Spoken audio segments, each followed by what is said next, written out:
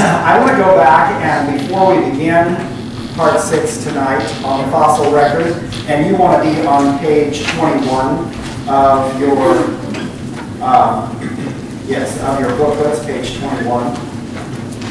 I want to go back and make sure that I correct something that I may have said incorrectly. I didn't mean it this way, but I think it came out that I made the statement that there was a bacterial type of flagellum or this kind of construction in every cell, in every living cell. That's not correct. It happens in a lot of bacteria.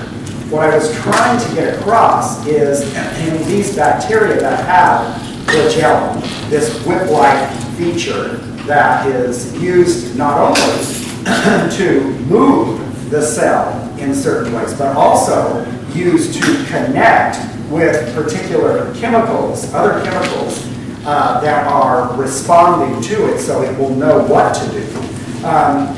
This happens in bacteria. That's the thing that is so ironic when it comes to evolution. Because we would think of bacteria as not a very complex living organism, would we? And yet something as complex as this, as irreducibly complex as this, is found in bacteria and found over and over again. These little flagellum may go at the speeds of 200 to 1,000 RPMs. In fact, they move at a pace where they can go 60 cells in 1 second. Now you might say, well, 60 cells is a very long line. Well, all right, think about, could you go 60 body lengths in 1 second at the speed of running? A cheetah goes 24 body lengths at its highest speed in 1 second. So these cellular structures are amazing, okay? And what I was trying to get across is that this is what I have called before the appearance of design. And Michael Denton, an evolutionist and agnostic, the writer of this book right here, Evolution, Theory, and Crisis. An agnostic means that he says, I don't know whether God exists. But he takes to task this idea that evolutionists have said, well, the design inference is deductive reasoning. You have already, he said, evolutionists would say to a person who believes in design, you have already decided that God is, and now you're going out looking for evidence of God with regard to design. And he takes that to task as well. On page 341, if you want to read it, it's pretty technical stuff, but he basically says, no, that is not true. He said it's based upon the logic of analogy. And then he says the logic of analogy basically states that if something appears to be designed and we know it to be designed, then something else that appears to be designed would be analogous to that. And that is a logical, inductive way of reasoning. That is not a deductive way, meaning I've already decided this to be true, and now I'm looking for evidence. It would be like this. It would be like a crime happened in the forest. Okay? And we knew that the crime happened because we've got the body that had been drugged some other place. And the body had been, knifed. Okay? And there were rope burns on the body. Okay, so we go out into the forest. And in the forest we see a tree. And there are ropes at the bottom of the tree. And there's the knife at the bottom of the tree. And there's actually blood on the tree. It would be as if somebody were to say, oh no, that's all natural stuff that we would normally see in nature here on the tree. Well, no, it's not.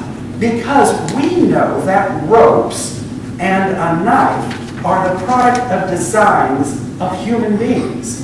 Okay? And so the design inference, I don't believe for a moment, is deductive reasoning. And if somebody says that to you, I think that you should say it's the logic of analogy.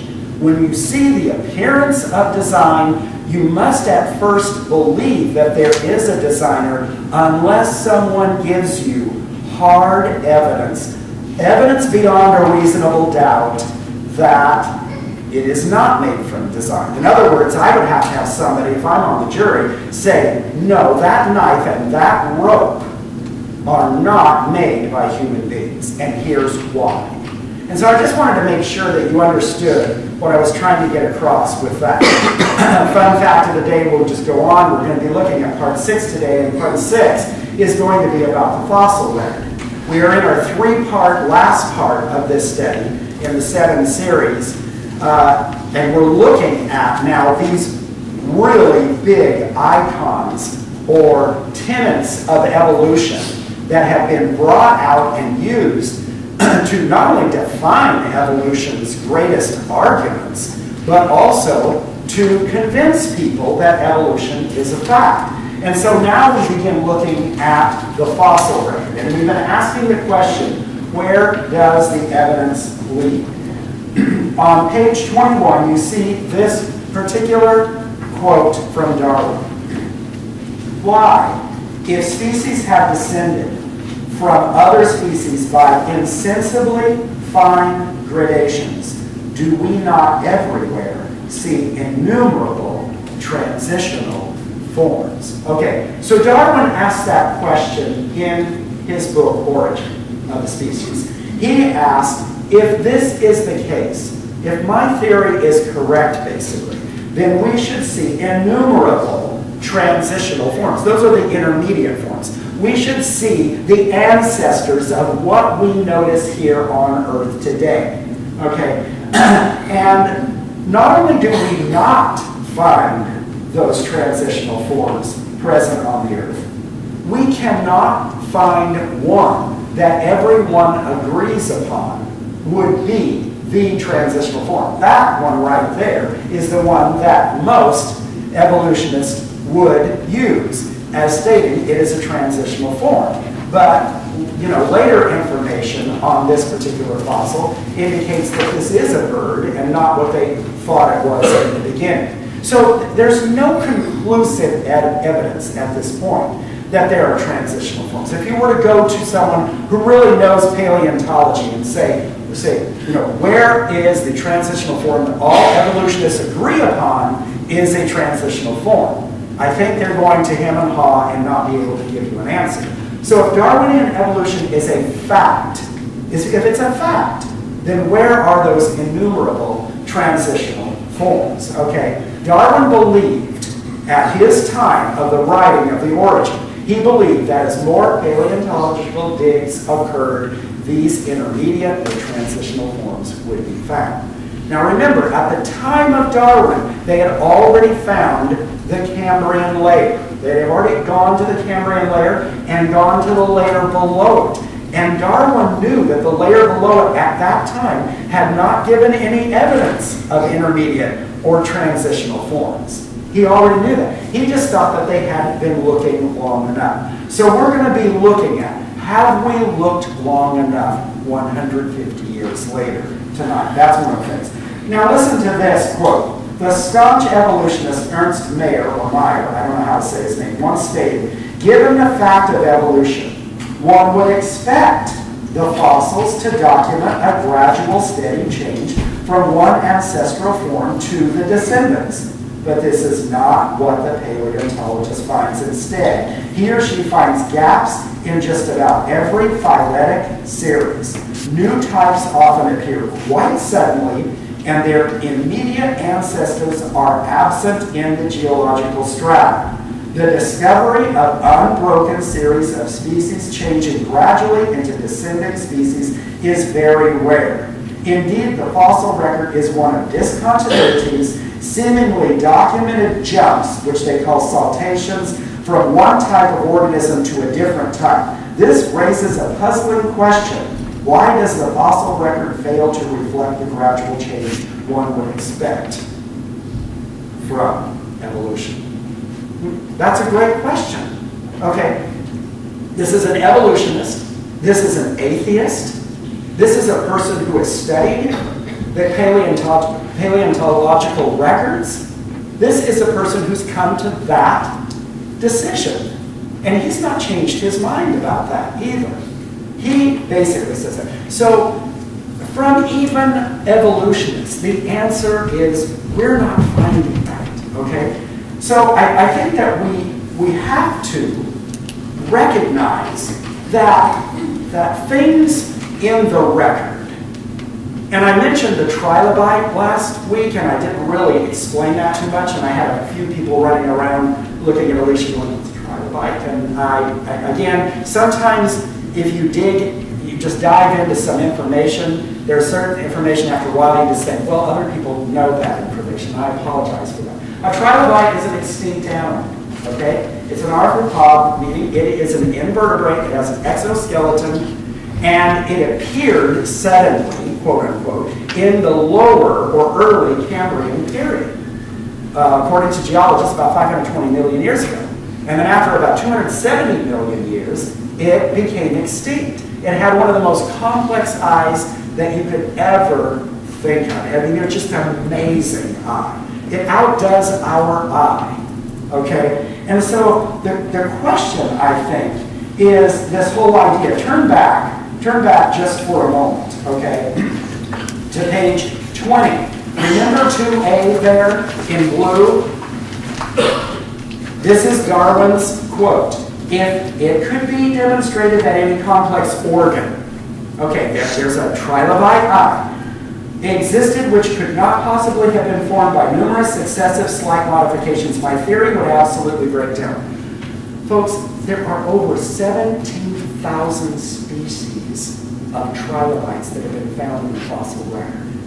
And you don't have one transitional form for their ancestor being found, or predecessor being found in the layer below the Cambrian layer. As I said last week, what you find in the layer below the Cambrian layer is a bunch of sponges, and you find, some embryos, microscopic embryos of sponges and other kinds of bacterial, organisms. And so you're going to hear later on Stephen Meyer actually talk about that lower level thing. Why do we not, if there's 17,000 different species of trilobites with these amazing complex eyes, why don't we find the ancestors of the trilobite? Why don't we find these intermediate species that are working themselves up to this complex, amazing eye that they have, which is much better than our eye? And yet look at, on page 20, what even Darwin stated about the human eye. He even says his own doubt here. To suppose that the eye, with all of its inimitable contrivances, I love how they talk about it, they've got such a good vocabulary, for adjusting the focus of different distances, for admitting different amounts of light, and for the correction of spherical and chromatic aberration, could have been formed by natural selection seems, I freely confess, absurd in the highest possible degree. Well, he says it there. He recognizes the problem there. So I think that those are things that we're going to see even more as the night goes on. What do we find in the fossil record? Well, number one, we find that most of the major invertebrates, that's like your bugs that have the exoskeletons, most of the major invertebrate phyla appear in the Cambrian layer. They appear suddenly. They already have their exoskeletons. They're already full-bodied. Many of them are extinct, by the way. If you go and look at, some sort of artist rendition of what the seas looked like in the Cambrian time period with all of those different invertebrates, running around, having their weird eyeballs and all, it looks like something out of a science fiction movie. But we have the fossil records. Okay, they appear suddenly in this layer.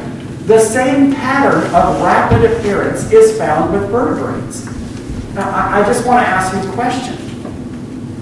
Is there a day, quote unquote, a day in Genesis when all the bugs, so to speak, were created, were formed, were fashioned? Yes. Was there a day in which the animals were created and formed and fashioned? Yes. Okay? So the sudden appearance of them, I'm just going to say, seems to, I'm not going to conclude it, seems to corroborate what Genesis states. Okay? As far as what geologists are finding in these layers. No fish group, no invertebrate paleontology can be classed as an ancestor of another. So you take all these fish that we have, and you cannot find any transitional forms for them as well. You can't find the intermediate forms. There's none of them that have been classed. So this one is the ancestor of this one and this one and this one. That's quite a statement there. So all the new forms of life, basically, that evolutionists say have evolved, which have been uncovered since Darwin's time that he didn't know about, none of the paleontologists didn't know about, relate as sister species, not transitional species. Now, let's just look at this for a moment. Oh, and finally, there are just major unexplained gaps in the fossil record.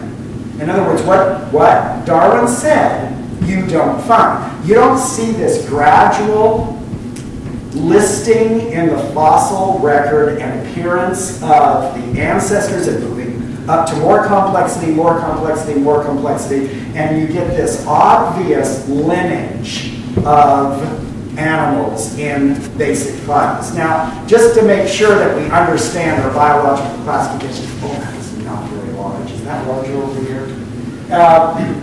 A phylum, and the plural is phyla, is a major classification below kingdom and above class. So for the leopard here, okay, you got kingdom, which is the animal kingdom, not the plant kingdom. And then for phyla, you've got this chordata. And then for class, it's a mammal. And then for order, it's a carnivore. And then for family, it's a feline. Okay, and then for genus, it's a panther. And then for the actual species, it's this.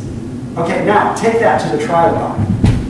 There's 17,000 species of the trilobite. And yet here's 7. It's pretty hard for someone who's going to be objective about paleontology to say, yes, we have the transitional forms. And all of these phylum, or all this phylum, occurs very quickly in the Cambrian layer. Turn the page. Gradualism and the Cambrian explosion. The Cambrian explosion, remember, is that explosion. Here's some artist drawings, and these are not just made up. These are from the fossils. But recognize that fossils don't always tell you what kind of morphology the outside shape is going to be. They do give you an inner structure, okay? In other words, and make sure that you understand this, especially with regard to next week's lesson. Just because I find a skeletal remain that looks like a transitional species to, or an intermediate form of a human being, remember, some artist has had to create the outside morphology of that particular animal or human, whatever it is. So understand that these are artist renditions.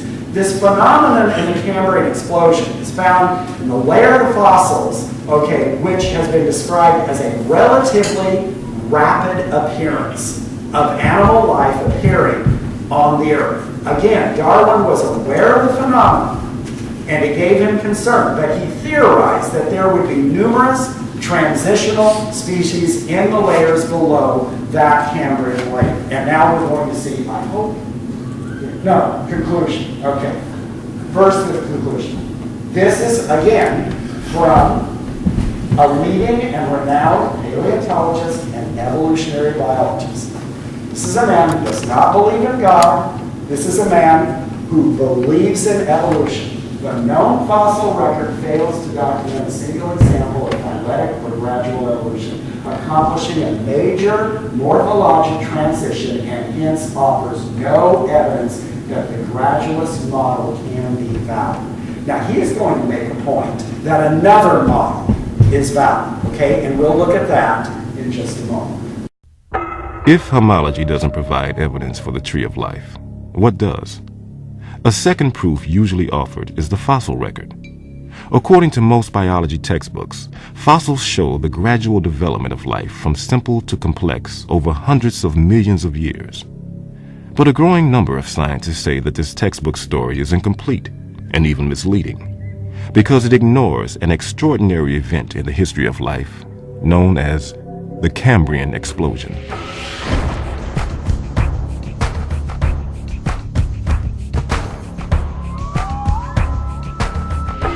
Cambrian explosion is a term that refers to the geologically sudden appearance of all the major, or most of the major groups of animals at about the same time, geologically speaking.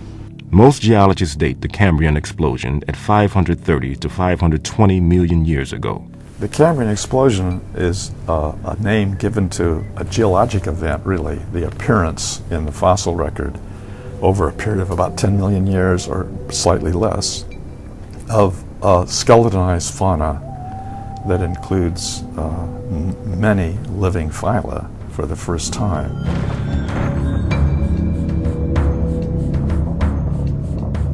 Animals with similar body plans are grouped together to form various phyla. Indeed, if you look at the tree of life, you can infer that nearly or all living phyla had evolved by the end of the explosion period. The Cambrian explosion has been called life's Big Bang, or at least animals' Big Bang, because in the Cambrian explosion, most of the major forms of animals appear very suddenly in a geological sense.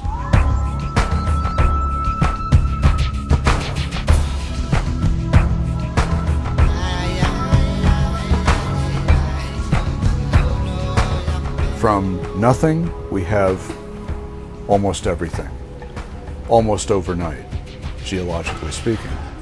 This remains mysterious. Nobody really understands how this happened.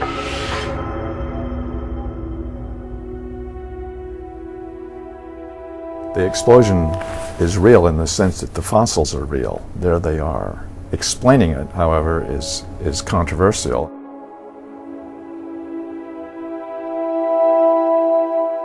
We're not sure just how far back animals originated before the explosion or what the events were that led up to it. In Darwin's theory, if you think of the branching tree, Darwin's branching tree, the common ancestor down here and the different modern forms of animals up here, you would have one form to begin with, and then it would gradually diverge into slightly different forms and more different until you get the major differences that we see now. The problem with the Cambrian explosion is that all these major differences appear together at the same time, with no fossil evidence that they descended from this common ancestor.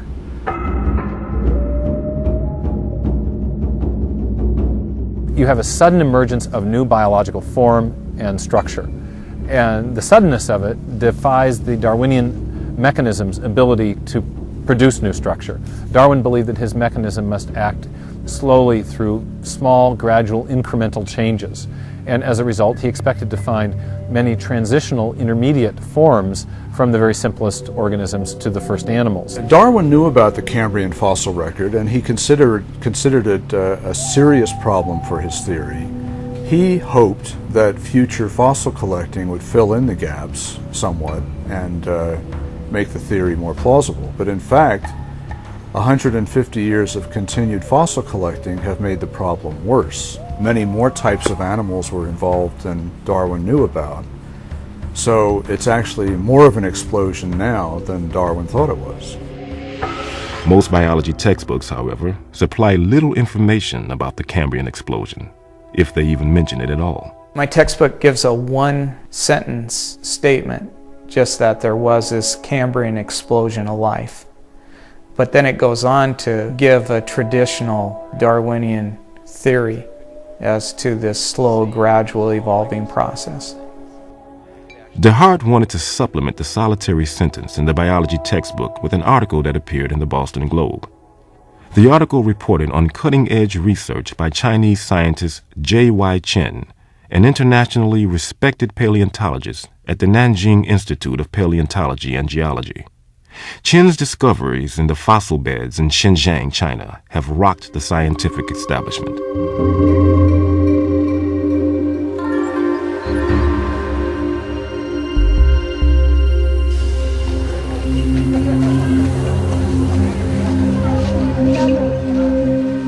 Located in the province of Yunnan in southern China, Xinjiang has some of the world's best preserved fossils from the Cambrian era. Darwinism has some maybe only telling a part story for evolution. According to Chen, the fossils he's discovered turned Darwin's tree of life upside down. Darwin's tree, reverse courtship. Very unexpectedly, our research is convincing major phyla starting down below at beginning of Cambrian. Base is wide, gradually narrow, so this is almost turned on different way.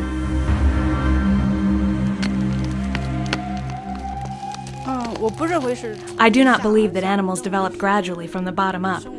I think the animals suddenly appeared. Among the Qingjiang animals, we have found 136 different kinds of animals, and they represent diversity in the level of phyla and classes. So the sudden appearance makes them very special.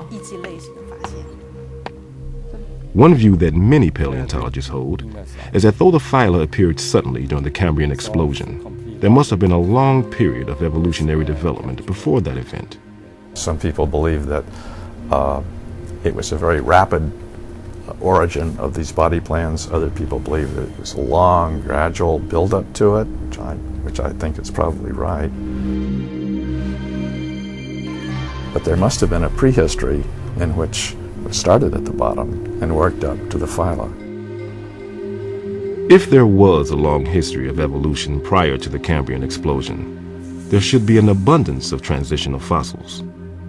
Or perhaps those animals were too small or soft-bodied to be preserved.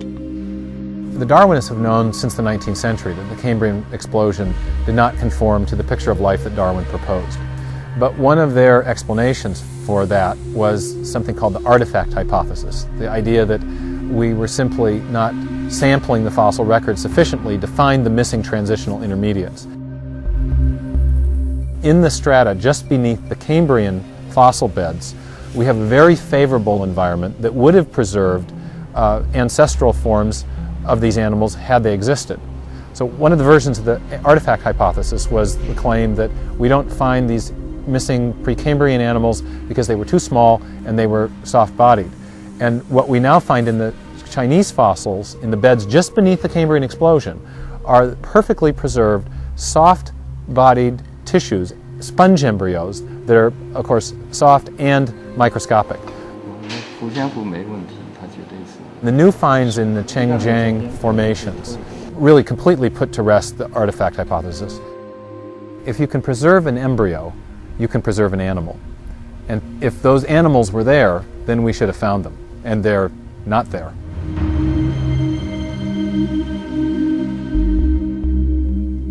Some defenders of Darwin's theory argue that random mutations in a special set of genes called Hox genes are responsible for dramatically speeding up the evolutionary process during the Cambrian period. But what's interesting to me is that these genes are turned on late in development, long after the body plan is established. A fruit fly is already a fruit fly embryo before the Hox genes kick in.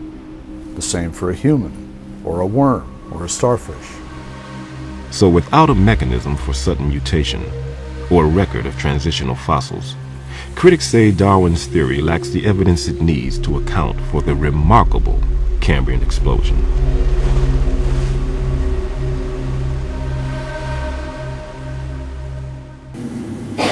So, what then is the answer that an evolutionist would give? Get out the lights back on here just a moment. What would they say to this? Well, some evolutionists are going to answer with something called punctuated equilibrium. And basically the definition of punctuated equilibrium is what you're going to see right here on page 22. So go ahead and look at page 22.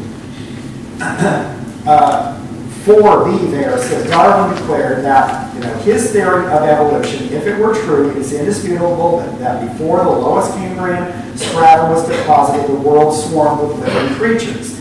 Yet he admitted that he couldn't find that. Okay, so he said, instead, species belonging to several of the main divisions of the animal kingdom suddenly appear in the lowest known fossiliferous rocks. So he already knew that. He just thought that afterward he would find it. But neo-Darwinists basically have an answer for this non-gradualism that was supposed to have occurred in the fossil record. They call it punctuated equilibrium. And so punctuated equilibrium is this idea in contrast to gradualism. It's a theory that states that the relative stasis, or the relative static form of evolution, is punctuated by rare, rapid developments. Okay, and of course, one of the books that I showed you, remember, was the kids' book over there, that all of a sudden a dinosaur had a bird come out of their egg rather than the other. That's just a way of illustrating punctuated equilibrium. All right, so this is some of the evolutionist answer. And the guy that I just quoted not too long ago, Stanley, he believes that. He's stated, you can't find gradualism in the fossil record, so therefore it must be something different.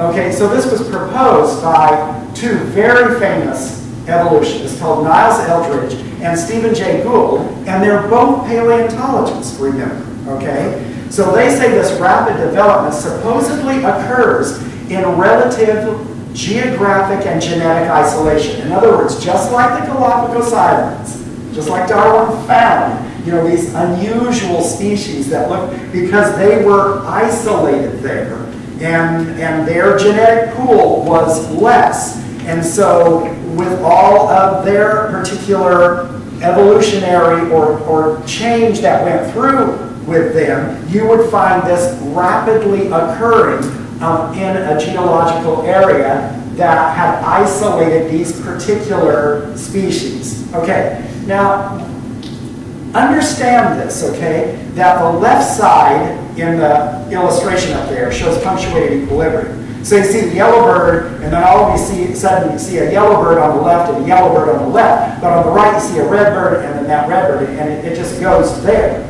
Okay?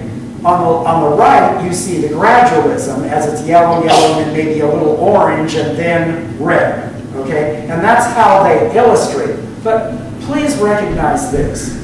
No paleontologist thinks for a moment that it's going to go from one phyla to a totally different phyla in one generation.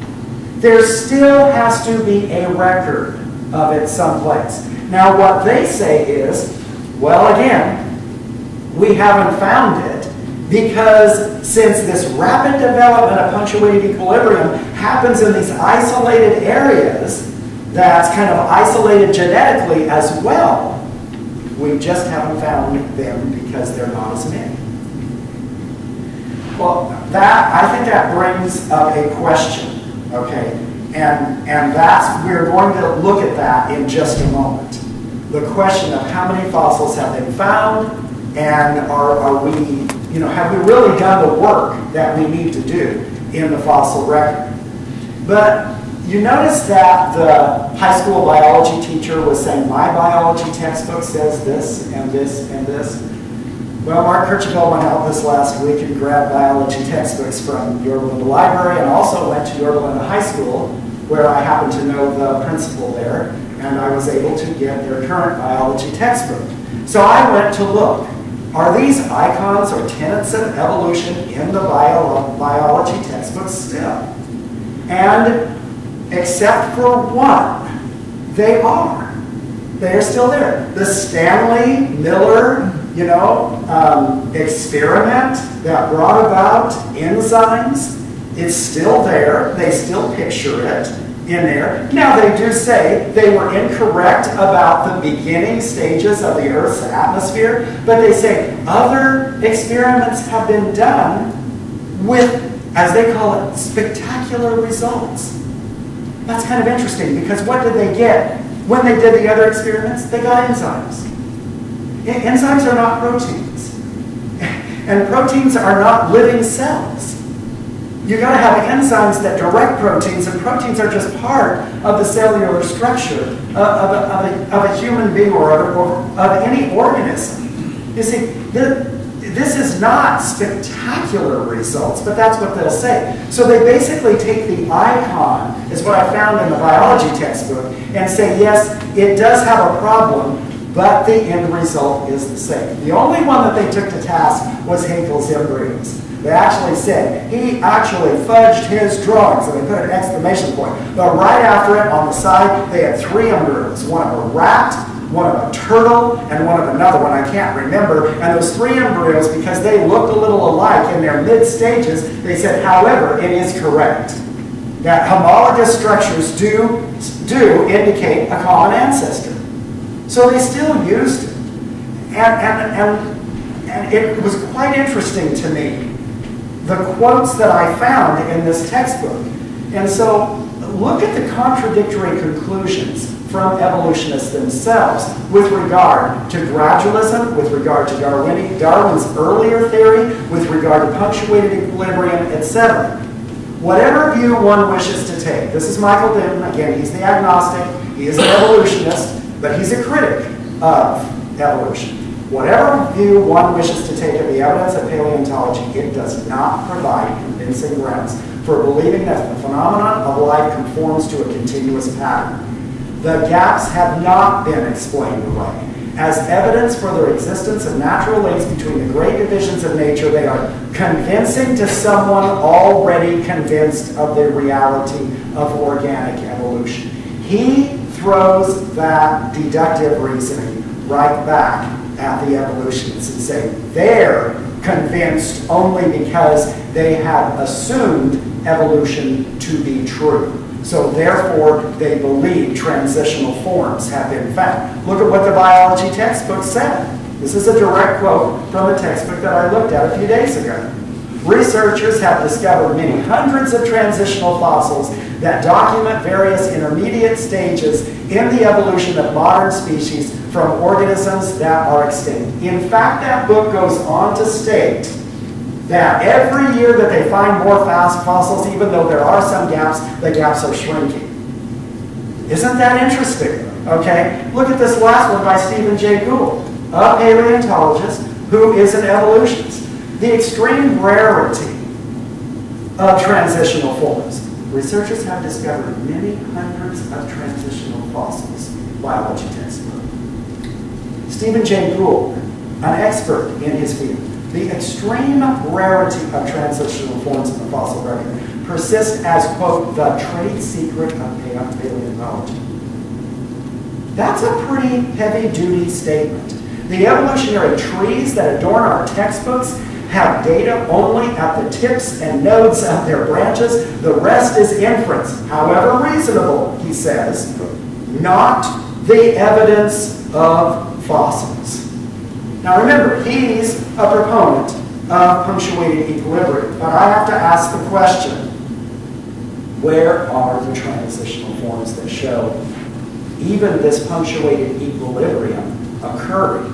Because you don't have, we don't observe and we don't find eggs hatching forth out of a lizard that is a bird, that goes to a completely different phyla. You don't find that the case. And it would be an absolute shock to biologists if those things were to occur. Turn the page now to page 23. Here's one more icon that we're going to take on in just a couple of minutes here. Gradualism and the genetic evidence, okay? Another icon is what's called the four-winged fruit flies, which are found in the biology textbook that I looked at, okay? And what geneticists have done is they have been able to take a fruit fly and in a laboratory, they have been able to monkey with the genetic processes of this fruit fly and actually form a four-winged fruit fly by changing the genetic part of the fruit fly's parents, okay? Well, they ended up, those who did this ended up with some sort of huge award, Nobel Peace Prize in Science for doing this.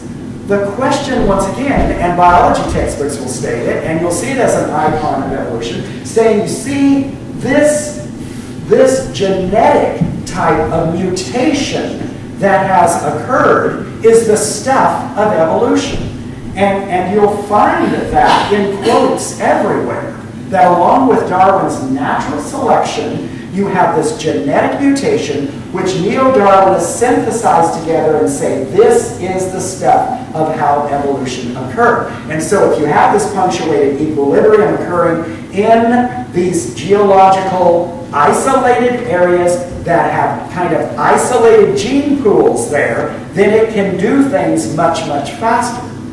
Can it really do something? Have we really found something that is working in evolution? Okay, well, this is what we find. The question is a big question. Do genetically modified fruit flies confirm the notion that beneficial mutations could account for morphological macroevolution? Folks, we see microevolution. The fact that a yellow bird could over time transition into a red-colored bird does not, in my mind, in any way, shape, or form, support macroevolution. That supports what God has already put in the animals as a way of dealing with their survival.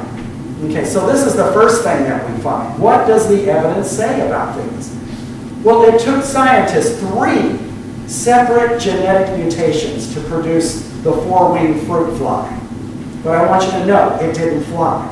And it still doesn't fly. Okay? It doesn't fly. So the question is, was the mutation beneficial to the fruit fly? Well, scientists did not turn up a single morphological mutation that would benefit the fruit fly in the wild. Similar tests on other animals have concluded in the same way. Nothing beneficial has been able to be done for these fruit flies or other kinds of animals that they're genetically modified. And which is what we have stated from the beginning. The fruit fly doesn't fly. What would happen to the fruit fly that doesn't fly in nature according to natural selection? It would be selected out. Okay? It would not make it. A fruit fly that doesn't fly, how long is that lineage of mutation going to stay alive? So even though high school biology textbooks claim otherwise, there is no direct evidence that genetic mutations have caused the morphological, evolutionary changes necessary to account for the vast diversity of species. It doesn't matter to me what those biology textbooks state. They can make that assertion, but it has not been found. I want to make sure that you understand something. Look at page 23 right there. What is not mentioned in the textbooks, by the way, is that the fruit flies cannot fly, and in reproducing, they are only viable in a laboratory. If you were to take them outside of the laboratory and put them out there where things would eat them, and put them into nature, they would immediately be selected out. Natural selection, again, as Behe states, says a lot about nature, but it doesn't say everything about how things came to be. Okay? We now know, and I would like for you to change this in your text right there. We now know that DNA and its genetic coding do not insert the word directly determine the morphology or basic structure of a plant or animal. In fact, this is the thing that I think we all need to understand. DNA is kind of like, I just want to give you a crash course on DNA right now. And believe me, I don't know a whole lot about it, but I do know this about it. DNA is like a biological, I guess you say a biological plant. It's like a file cabinet of a whole bunch of biological plans. And let's say those biological plans in a file cabinet were the biological plans for a building. Well, those plans don't actually build the building, do they? Well, of course not. That's the way DNA is. RNA comes in as the encoding and then messengers that out to certain cells. But a very, very interesting thing happens in the embryo stages.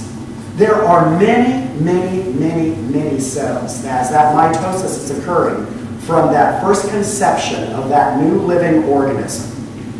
Many, many, many cells are undifferentiated at that time. They have not been given what they are supposed to do.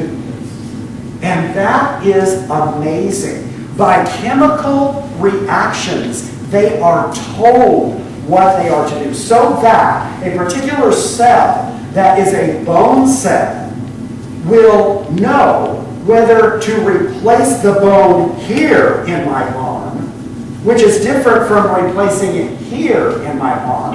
Otherwise, my arm on this side might look totally different from the arm on the other side, because it would create too many. There are these gene instructions that are turned off and on by chemical reactions to the cells. These cells are often called stem cells, and we can make them today into almost anything that we want to make them into, as we've done in laboratories. But they are the stuff of morphology. They are the things that are given the information, not by DNA, so to speak, not by the original plans, but actually by the chemistry of the body that actually comes in contact with the cell and then tells it to turn on or off the gene. And it's kind of like a hormone in your body. When you got to a certain part in your life, your hypothalamus said to your sex organs, hey, do something different. And that changed your morphology. Okay? Women, especially you. And for men, it changed our morphology as well. It dropped our voice and it put hair on our body in places that we might not want, but it did. Okay? Those are things that happen because certain stem cells are undifferentiated at the beginning. So to just say, I say all that to say this, to just say that, well, this gene here is found in this organism, and this gene over here is the same gene found in this organism, so therefore they must be related by ancestry or anything else, is not the whole story. That's not the whole story of it. Because you have an extremely complex situation there with DNA and embryonic stages of new life, and how cells are told to do what they do. It's fascinating to me. So, as we conclude tonight, the fun fact of the day is this. How many fossils have been found in the world, basically? We have to put out guesses, but we don't have time for that. Okay, how many fossils? Kurt is counting the number of fish fossils that he sees there. No, that's not how many. This blew my mind, and this speaks to whether or not we need to continue, or are we going to find the transitional forms one day? In terms of the number of individual fossils, there are probably countless billions. Most large natural history museums have a collection of several million. You ask a paleontologist, are we really going to find anything new? And they are basically going to say, we found all that we're going to find. Whatever we find is the same. Alicia, tell them about what they found basically over here when they did the 241. When they dug the toll road, the paleontologists followed behind the bulldozers and collected fossils, and they found the biggest fossil find in North America. They found more fossils than the Smithsonian could study in 35 years. Right here. They found things like the North American camel. Camels used to roam around here. Lots of cats, what's it called? Saber-toothed cats. Yeah, saber-toothed cats, etc. But what they did not find, and what they have not found, are the transitional species. And so, even though your high school textbooks are going to say that they found many of them, and the gaps are shrinking, Stephen Jay Gould, Niles Eldridge, Stanley, and many others are saying, no, they haven't.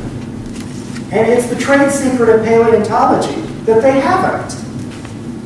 That's quite interesting to me. Once again, I ask the question, where does the evidence lead? If I'm in a courtroom and I have to convict evolution as being alive or dead, as being true or false, at this point, I have to say that it's not presenting me with the evidence that I need to say it is beyond a reasonable doubt true. Is it something that explains what we have here? And is it a workable explanation to many scientists today? Sure it is. I think it is. They can explain a whole lot of things. One of the things that I find about those biology textbooks, every single one of them, whenever they spoke of evolution, they just intertwined this unifying concept of all biology. It's as Alicia said, it's a beautiful thing to an evolutionist and a biologist. Just to know that all of these things just have worked together. It's probably as beautiful to them as design is beautiful to us. And so, does it explain what we see today? Sure, it's an explanation of what we see today. Is it a reasonable explanation? And does it follow the evidence? I believe